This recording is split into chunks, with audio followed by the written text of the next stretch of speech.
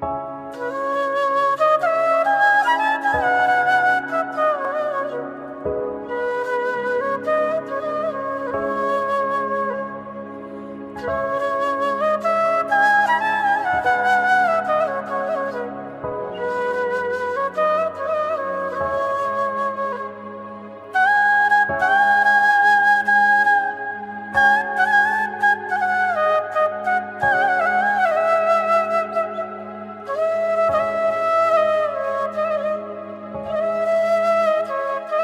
everyone, Assalamualaikum.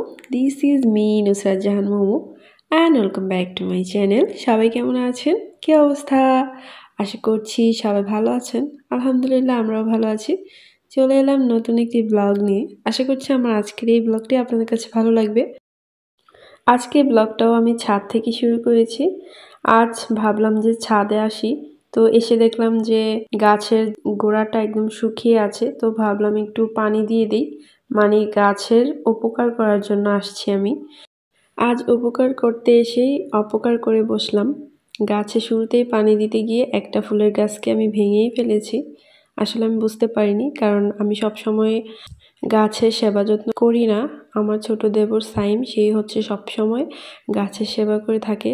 তো দেখা যায় যে ও সব কিছু বোঝে, আমি তো আর অত বেশি বুঝি না। তবে গাছের গোড়া শুকিয়ে রয়েছে দেখে তো ভাবলাম যে একটু পানি দিয়ে দিই। তো পানি দিতে গিয়ে উপর থেকে পানি ঢেলেছিলাম, সেজন্য ভেঙে গেছে। তো কি করার বুঝতে পারিনি। তো আমার দেবরকে জানালাম বিষয়টা, সে হচ্ছে এসে সব কিছু ঠিক করেছে। যদিও যে অংশটা ভেঙে গেছে সেগুলো তার জোড়া লাগানো যাবে না। তারপর আর কি করার, বাকি অংশটুকুতে আমি একটু বুঝে শুনে পানি দিলাম। আমাকে ও বলে দিল যে গাছের গোড়ার মধ্যে যাতে আমি পানি দিই, ওপর যাতে না দিই। তারপরে এইভাবেই আমি সবগুলো গাছে একটু একটু করে পানি দিয়ে দিয়েছি। ছাদের সৌন্দর্য কিন্তু এই ফুলগুলোই, বিশেষ করে যে ফুল গাছটাকে আমি ভেঙে ফেলেছি ওই ফুল গাছটাই কিন্তু আমাদের ছাদের একদম সুন্দর ফুলের মধ্যে টপ 10-এ রয়েছে। তো ওইটাকেই আমি ভেঙে ফেলেছি, তাই মনটা অনেক বেশি খারাপ লাগছিল। যদিও ওই ফুল গাছের আরও অনেকগুলো চারাই আছে, তারপরও সুন্দর কিংবা পছন্দের জিনিসটা যদি নষ্ট হয়ে যায় অনেক বেশি খারাপ লাগা কাজ করে, তাই না? এর মধ্যে কিন্তু ফুল গাছে পানি দেওয়া শেষ। এখন ফুলগুলোকে একটু ঘুরে ঘুরে দেখছিলাম আর ভিডিও করছিলাম আপনাদের সাথে শেয়ার করার জন্য। অনেকগুলো গোলাপ ফুল ধরে আছে এই গোলাপ গাছটাতে। আর এই গোলাপ গাছটা একটা দেশি গোলাপ গাছ। আমাদের ছাদে কি কি ফুল গাছ লাগানো হয়েছে আর তাছাড়া ছাদ বাগানে আর কি কি আছে সব কিছু নিয়ে আমি কিন্তু একটা ব্লগ শেয়ার করেছি। আপনারা যারা ফুল পছন্দ করেন, ছাদ বাগান করতে চান, তারা চাইলে আমার সেই ব্লগটা দেখতে পারেন। আমার ভিডিওর ডেসক্রিপশনে দিয়ে দিব। তাছাড়া আমার চ্যানেলে ঘুরে দেখলেও আপনারা দেখতে পারবেন। ছাদের একটা সাইডে হচ্ছে ফুলের বাগান করা হয়েছে আর অন্য সাইডে সবজি বাগান, সেই সাথে ফলের গাছও কিন্তু লাগানো হয়েছে। এই যে এখানে একটা মিষ্টি কুমড়ার চারা লাগানো হয়েছিল, ভালোই মাশাআল্লাহ গ্রোথ এসেছে। আর সেই সাথে 2-3টা ফলও আসছে মিষ্টি কুমড়ার। আর এই করলা গাছের করলা তো অলরেডি আমরা খেয়েও ফেলেছি। আর এই যে এটা হলো আমার সবথেকে পছন্দের প্রিয় একটা ফলের গাছ, ড্রাগন ফল। ড্রাগন ফল তো আমার কাছে অনেক বেশি ভালো লাগে খেতে। আর এই যে এখানে আরও একটা কাঁচামরিচের গাছ আছে। এই কাঁচামরিচের গাছগুলোতে না অনেক পরিমাণে একসাথে কাঁচামরিচ ধরে, তখন কিন্তু আর কিনাও লাগে না, এগুলোতেই আমাদের চলে যায়। তো এই তো এর মধ্যে ছাদ বাগান থেকে আমি নিচে চলে আসছি। তারপর এখন রান্না বান্নার জন্য শুরু করে দিলাম। এখানে চাল ধুয়ে রাইস কুকারে বসিয়ে দিয়েছি। রান্নাঘরে এসে আদার্স কাজগুলো করার আগেই আমি ভাতটা বসিয়ে দিই, যেহেতু রাইস কুকারে ভাত হতে একটু টাইম লাগে, সেই জন্য আগে থেকে যখন রাইস কুকারে ভাতটা বসিয়ে দিই তো আদার্স কাজগুলো করতে করতে তারপর সেই সাথে রান্না হতে হতে ভাতটাও হয়ে যায় একসাথে। সেই জন্য আমি আগে থেকেই চালটা ধুয়ে তারপর রাইস কুকারে বসিয়ে দিই। তো এদিকে আমি ডালটাও আগে বসিয়ে দিয়েছি, যেহেতু ডালটা সিদ্ধ হওয়ার একটা ব্যাপার আছে। আর এই সাইড থেকে আমি মাছগুলোকে ফ্রাই করে নিচ্ছি। এখানে আমাদের পুকুরের ধরা মাছ রান্না করা হচ্ছে আজ, পাঙ্গাস মাছ আর তেলাপিয়া মাছ 2 রকমের। তো আজ এই মাছগুলো ফ্রাই করতে করতে প্রতিদিনের মতো একটা রিকোয়েস্ট করে নিয়েছি, যেটা আমি সবসময় করে থাকি। যারা এখনও আমার চ্যানেলটিকে সাবস্ক্রাইব করেননি প্লিজ আশা করছি সাবস্ক্রাইব করে নেবেন। আর যারা এখনও ভিডিওতে একটা লাইক দেননি প্লিজ একটা লাইক দিয়ে দিবেন। যারা অলরেডি এই কাজগুলো করে ফেলেছেন তাদেরকে অনেক অনেক ধন্যবাদ। আর হ্যাঁ, আপনি যদি আমার সম্পর্কে কিছু জানতে চান তাহলে আমাকে কমেন্টে প্রশ্ন করতে পারেন। আজ যেমন পুকুরের মাছ রান্না করছি, সেই সাথে ছাদ বাগানের করলাও ভাজি করছি। কিছুদিন আগে ছাদ বাগানের করলা বেশ বড় হয়েছিল, তো এগুলো রান্না করে খেয়ে নিয়েছিলাম। তো আজ আবারও বড় হয়ে গেছে, তো এগুলো পেড়ে এনে তারপর আজ আবারও রান্না করছি। আর এই দিক থেকে মশলা কষিয়ে নিয়েছিলাম, তারপর সিম আর আলু দিয়ে দিয়েছি। সেই যে মাছগুলো ফ্রাই করেছি সেইগুলো দিয়ে এই সিমগুলো দিয়ে রান্না করব।